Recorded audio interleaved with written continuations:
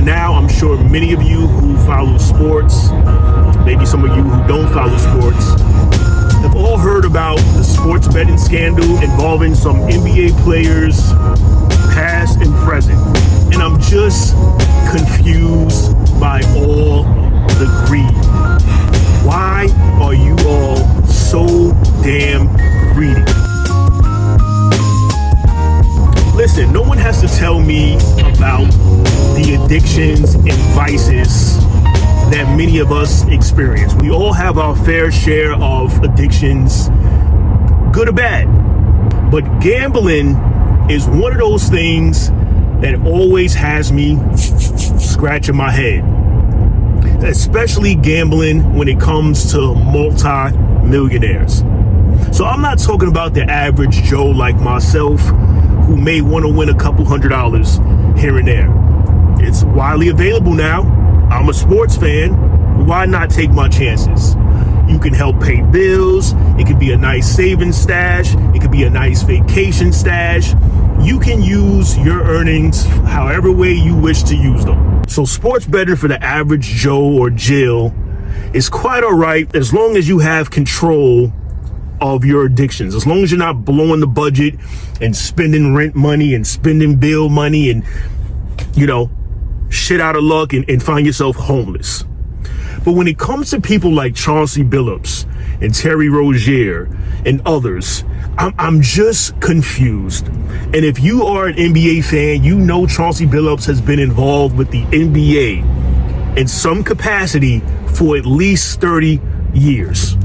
At least. We can all Google Chauncey Billups' career earnings. The man has amassed generational money, okay? I'm not a pocket watcher, but we know, if you follow sports, this is public information.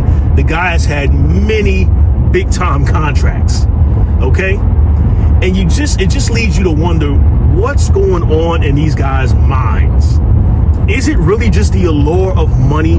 Is that what this capitalist society has done to a lot of our brains? Just fried our brains where our whole existence is about the dollar bill? Like, think about it. Is it that serious when you've made money hand over fist? You've taken care of your family. You've taken care of your in-laws. You've taken care of your children's family. It like what else is there? What else is there? When you've made, let's say, 6 figures per game, because a lot of these guys, when they reach these certain contracts, especially these days, these guys are making 6 figures per game. When you've made that amount of money playing one 48-minute game, and for the year you've made, let's say, 25 million. Again, I'm just throwing numbers around. I have no calculator in front of me, so my math might be a little off. But what's the allure to go into a poker table or shaving points? Or like, what's happening? What's going on in Terry Rozier's life where the money he's made just wasn't enough? Has he gotten himself mixed up with the wrong crowd? And if so, why? Now, I'm somebody who occasionally sports bet. When FanDuel hit the scene back in 2015 or whatever it was, I was on it like white on rice. I was like, finally, I can apply my sports knowledge to the gambling world locally and maybe make a couple dollars a week. Now, I haven't had the best of luck, and it's turned me off to the point where I don't even really waste my time because, again, I don't like to blow money on just, a game that's made for you to lose. I'm one of the smart ones out here. Like, I know this system is rigged. I know sports as a whole has some form of rigging involved. I've been watching it too long. I've seen things just right in my face happen, and I'm like, okay, the fix is in. We know it. It's been going on since the beginning of the time. But I get it. There's the allure to win money. There's the allure to change your lifestyle. And I totally understand it. I'm just thankful that I know how to get in and get out.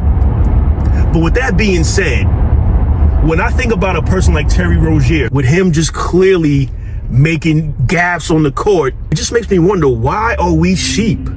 Like, why with this right in our face do we still keep going back to it?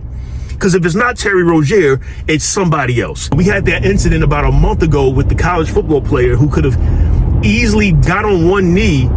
Now at the Meadowlands here, so final seconds will tick off. And Mendoza going to give up points there. And the game would have been over, and instead this guy ran back and got a safety. A college kid. Don't get it twisted. Just because he's in college doesn't mean, oh, he's innocent. He didn't know. He knew because he alluded to it in the post game. I'm sure I messed up a lot of people's, bets for the day. You sure did. Like, how does one remove themselves from this? You see it now. It's blatant. They're blatantly doing things in front of us, and yet every day we're forking over money. Just putting back, I got to get this 5-leg parlay, and I got to get this 10-leg parlay, and we still do it. The question is why when we see it's rigged. But you don't get turned off. Like, I got turned off when I was a kid and I found out wrestling was fake.